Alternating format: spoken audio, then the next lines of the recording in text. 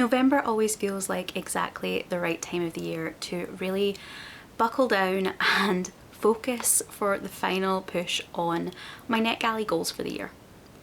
My NetGalley shelf is higher than I would like, and I set a goal for myself at the start of the year that I was going to bring that down into single figures by January. Now that's definitely not happened. I do read a lot of my arcs. I clear out maybe one a week, but my problem is with requesting. And maybe going into next year I need to think of some kind of rule or system to reduce the number of arcs that I'm requesting, because one in, one out isn't going to bring the number down. I'm sitting almost bang on where I was 12 months ago. Luckily for me, there is a readathon happening in November that is aimed at targeting your NetGalley shelf. Dusty Book Sniffers is running NetGalley November for the second time, and the real focus of this is to clear that arc backlist before we go into the Christmas season and then on into the new year. It's a non-competitive readathon, so there's not a lot of pressure, there's no real prompts that I can see, but there are a lot of sprint trains running. It seems like there'll be a big community aspect, and I think maybe that's what I'm looking for right now. Now, my head is telling me that I should go back and read the arcs on my shelf that are, some of them, up to 5 years old. But my heart is telling me that I should read the books that are coming out this month or next month, the ones that I've requested the most recently, I'm the most excited about, and therefore probably the most likely to actually pick up and finish. So I decided that the best solution is to take this one entirely out of my hands. I stuck all of the books on my NetGalley shelf, minus one or two that come later in a series where I still need to catch up, onto a spinner wheel, and I'm gonna let the wheel decide.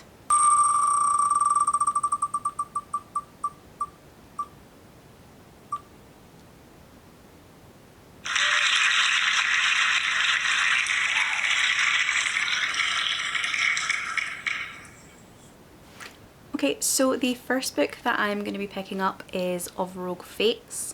I don't actually remember anything about this one, but I think it's a relatively new release.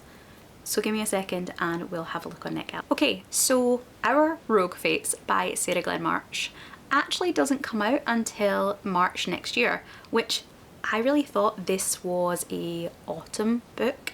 So for once I might actually get one of my reviews out on time, which would just be startling. This one is pitched as an enemies to lovers male-male romantic fantasy for fans of Tusk Love and Sarah Rash. It cackles with tension and heat. On the hunt for hidden treasure, two former best friends turned adversaries must put the past behind them if they want to make it home. So, doesn't tell me a lot about it, but I am really excited by this one. And actually I think some enemies to lovers, friends to lovers, road trip fantasy is maybe just what I'm in the mood for this month. So this is a great start. I'm gonna start reading and I will check in with you once I have some thoughts. So I've decided to DNF Our Rogue Fates. It just wasn't working for me and I'm not entirely sure why, but I'm not excited to go back to it. I'm not particularly curious about this quest that the characters are off on, and I'm not particularly invested in the romance between our two protagonists. The problem that I'm having with the book is it doesn't feel like it knows what it wants to be. At various points in the blurb in the dust jacket, we talk about this being, for fans of D&D, a love letter to Lord of the Rings, for fans of Sarah Rash, for fans of Legends and Lattes. It's trying to do that cozy romantasy in the Shire, but also trying to do the threat of the Dark Lord and a time constraint on our main character, or the criminal underworld is going to come and get him. And while yes, Lord of the Rings does move us from the Shire through to Sauron and the Ring, I feel like that is a journey we go on, and the tone of the book changes gradually in relation to where we are in Frodo's quest. In this one, I feel like it's trying to do it all at once. You have that Dark Lord element at the same time that we're trying to be Legends and Lattes. The thing is, I don't care. I think the big problem is that I don't care. We have our three main characters, and right off the bat I will say that our female character feels very much like a third wheel. But our two male characters have been childhood best friends. They've had a falling out when they become young adults. They've spent time apart and now they are thrown back into each other's orbit. As a reader, we are told all of this has happened, but we don't really see it. And now in the current time frame of the book, we are seeing them both convinced they hate the other one and convinced that the other one hates them, but also very clearly still in love with each other in deeply dysfunctional ways. But none of it feels earned because we didn't see that youthful connection, that original untainted romance, and we don't see the big falling out that they have. We don't get a sense of how long they have been absent from each other, and so nothing feels like it's paying off. I've decided to set it aside. So that being said, I'm actually not going to run my spinner wheel for my next choice because I got approved for a NetGalley arc just the other day. I know, it's a problem. But this one, it's my own fault. I requested the new Jacquelyn Benson book, the third book in the Raiders of the Arcana series, and it was available as an audio arc. Now, I usually don't request audio arcs because, I mean, tell me if you feel the same, but I don't like using the NetGalley shelf. When I get a NetGalley arc, I send it to my Kindle and I read it on my Kindle. That app, I don't know if it's me or my phone, it just feels really, really glitchy to me. It's going to expire at the end of the month. I could push it to the end of the month and read it then, keep this vlog going the way I plan to with the spinner, but quite honestly, there's a good chance that if I push it, I will either forget or I'll run over and take longer than I think to listen to it. I find it harder to estimate how quickly I'll get through audios than physical books. So I think it's better that I do it now before I end up with an audio arc that I can't clear. So that's what I'm gonna do.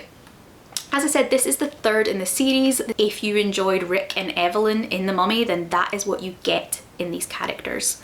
The first book had a South American setting and the second book was Egypt.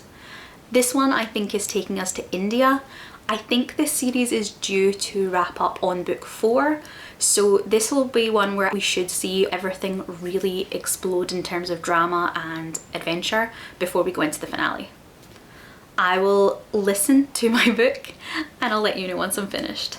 Arrow of Fortune is going really, really well. It's got all the things that I was really enjoying in the previous books, all those things that made it feel like it fit that The Mummy comp perfectly. It definitely feels like it's coherent with the other books in the series.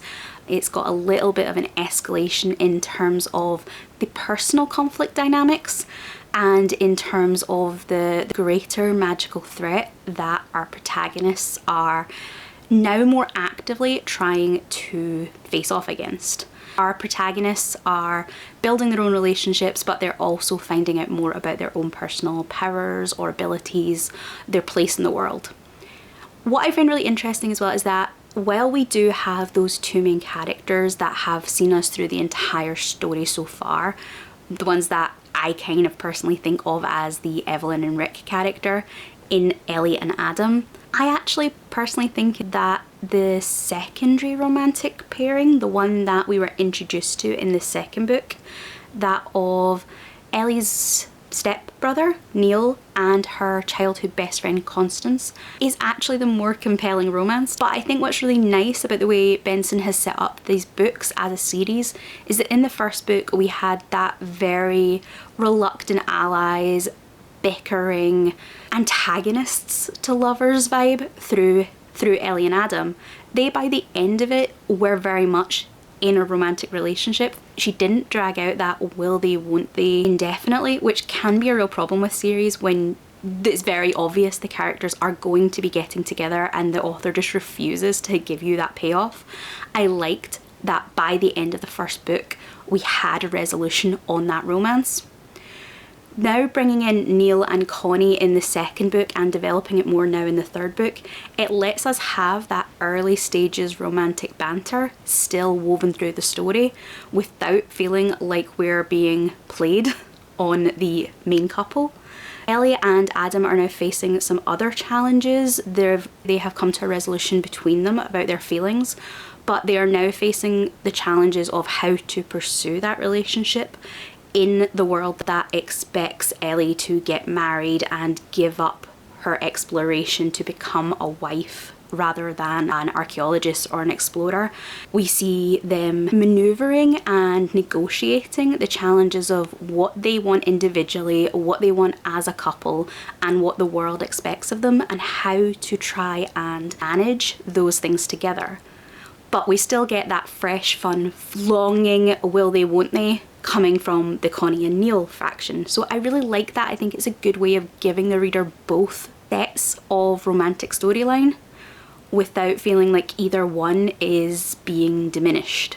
This one is set in India, so it's got, again, its own flavour, its own story, its own vibrancy to the setting. I think Benson does setting very well, and I think that moving the location in each book has been an advantage to the series. It keeps everything fresh.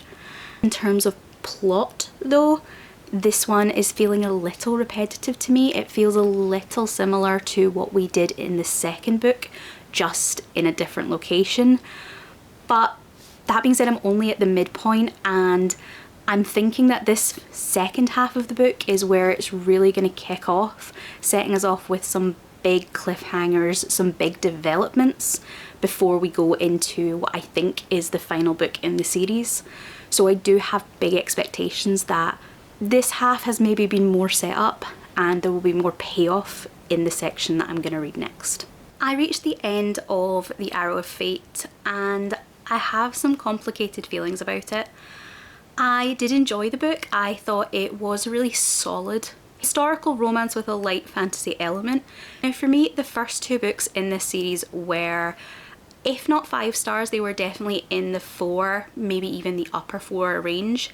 This one felt more like a 3.5, and while that is definitely a come down, it's in a very specific way. In this series there are 3 main elements that create the world and that 5-star reading experience. The first is the setting. Jacquelyn Benson has a really beautiful way of really vividly describing places and specifically times. In these books we have done a bit of globetrotting, and in this one we're in India. She creates this very unique setting very well. We are in India in a very specific time period and with very specific people, and I think that Benson keeps that in mind throughout. They all have a slightly different experience of the world at this time. Benson really does give you that impression. Another of her strengths is definitely her characters. All 4 of our main characters feel really well fleshed out. They feel really complex, and I really enjoy the interpersonal dynamics between the 4 characters, whether that's romantic or not. Specifically when it is romantic, I think Benson has just a really easy style of writing romance that just feels effortless. Those characters, the chemistry between them flows very easily, and I think that while the history and the adventure and the fantasy are all parts of these stories, the romance is by far the biggest and most influential part. I really enjoyed the fact we were getting 2 very different types of romance. Ellie and Adam are now an established couple, and the stakes in their relationship isn't so much the will they, won't they, or any kind of internal struggle between the 2 of them.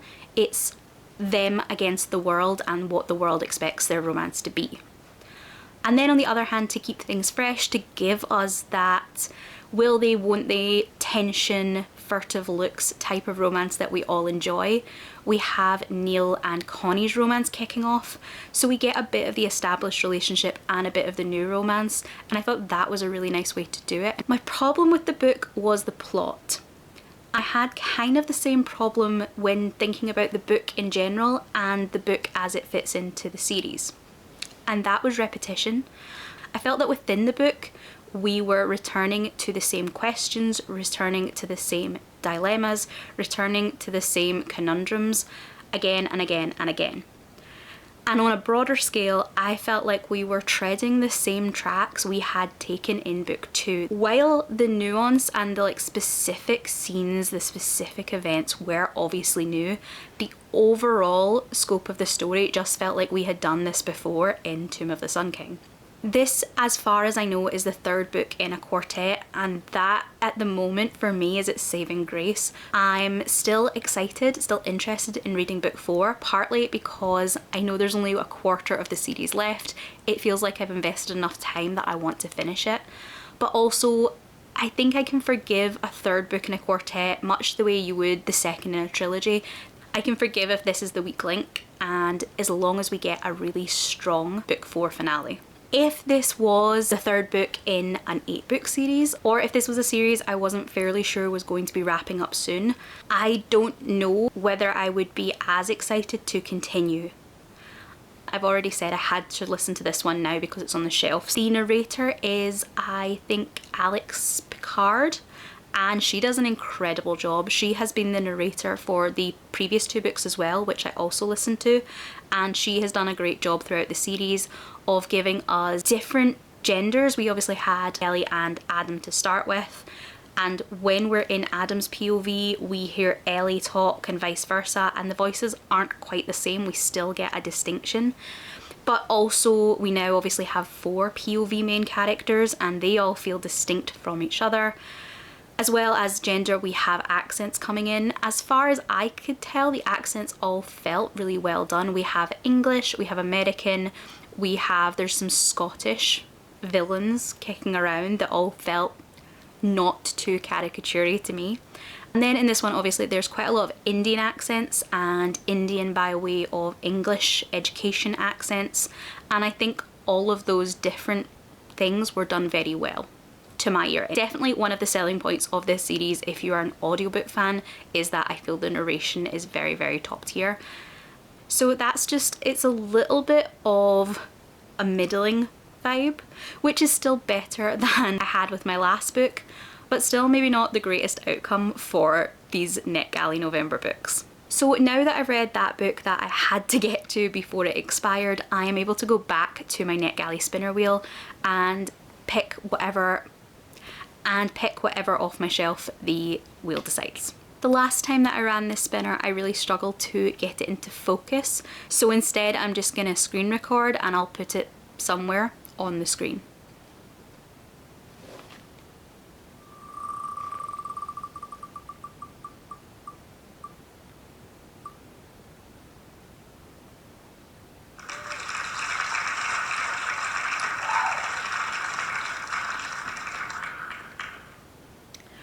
So the next book that I'm going to be reading is The Devil She Knows by Alexandria Bellefleur. This is, as far as I know, a contemporary paranormal sapphic romance that's doing a bit on Bedazzled, which was a 90s movie with Liz Hurley and Brendan Fraser where he made a deal with the devil. And it's a nice tie-in with the last book, which to me is very much riffing off The Mummy, that we have that Brendan Fraser link carrying us through. The Devil She Knows was so much fun. It's got a really romp type of feel to the story that I think is really well portrayed by the cover image. I think that design with its kind of tongue-in-cheek nod to Daphne's demonic silhouette really gives you a feel for the type of tone and humour in the book.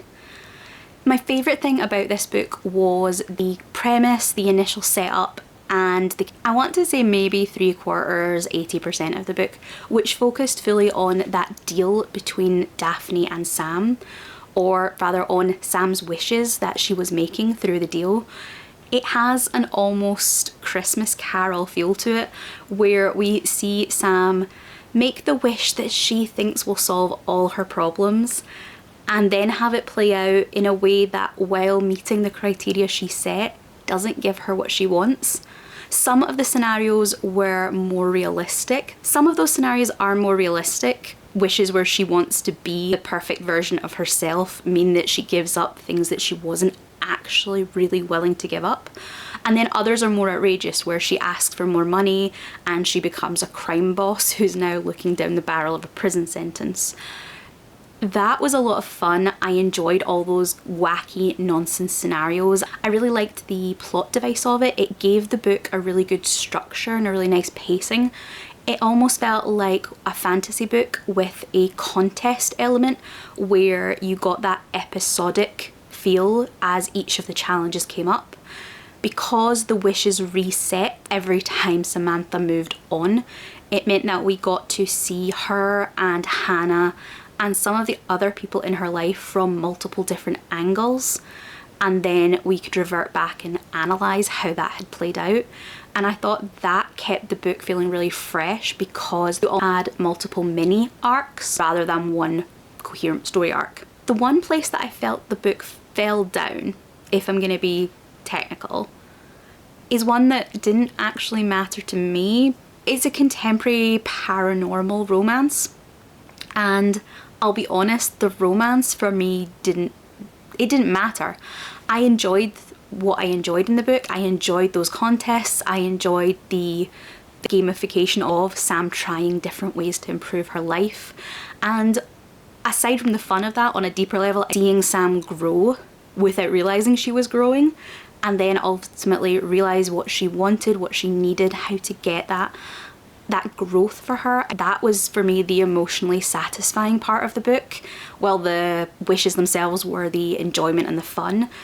The romance I could have taken or left. I did think earlier on that it would be really hard for the author to pull off the journey we needed Sam to go on in this book.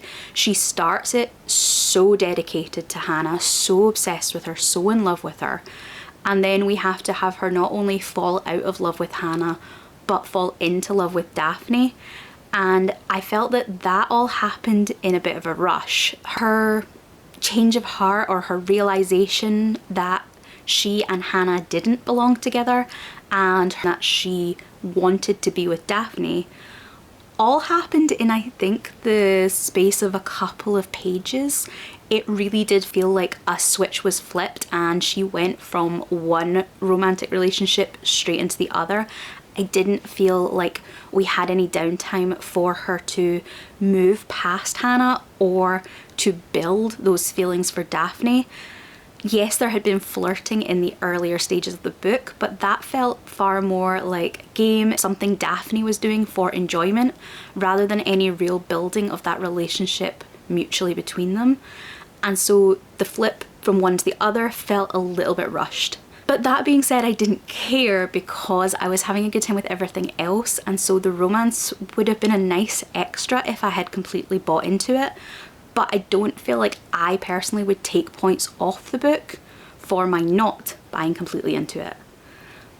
But then if we're doing a review and thinking of these things as fairly as possible, I feel like in a contemporary romance, the romance not being at least on par with the rest of the book is in itself something that's worth mentioning.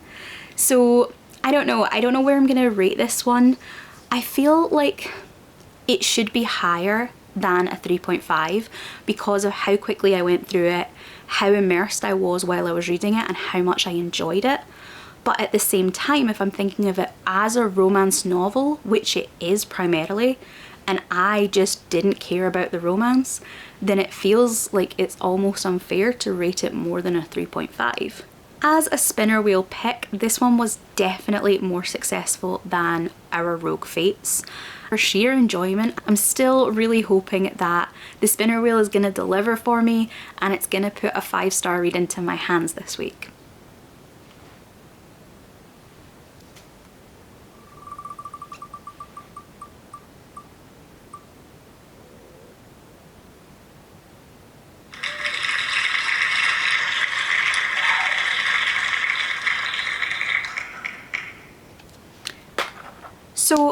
So the wheel has picked The Swan's Daughter by Roshani Chokshi, and I think it's due out in January. As far as I know, very fairy tale-esque romantasy. I think it's adult rather than YA, but I need to find that out when I start reading. The last book that I finished for this vlog was The Swan's Daughter by Roshani Chokshi, and this book was beautiful. I knew the writing would be lovely, and it really is. Chokshi's descriptions and her lyricism in her writing really carries throughout the whole book, and I think the plot of this book ties into that so well.